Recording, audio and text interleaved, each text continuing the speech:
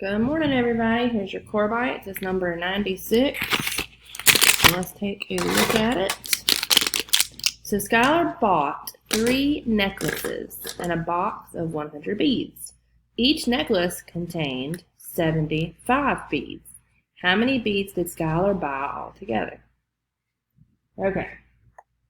So we know that there are necklaces that are already made with 75 beads each, and we know that there is another box of 100 beads.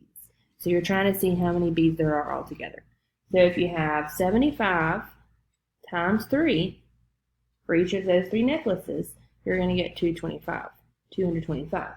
And then if you take the 100 beads that he or she bought separately,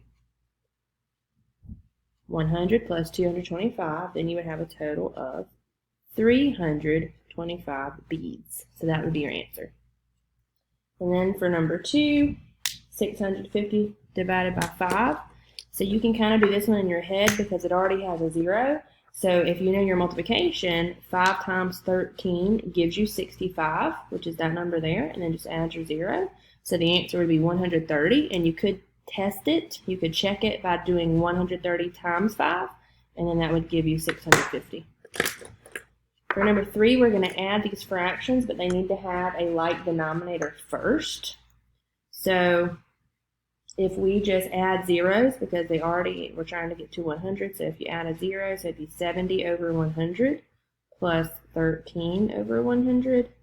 So your denominator will stay 100 because you're just adding, and you're going to add your top number, so 70 plus 13 would give you 83. And then for number 4, what is the value of x? So if you know that the entire angle is 120, this is a right angle, so it's 90 degrees.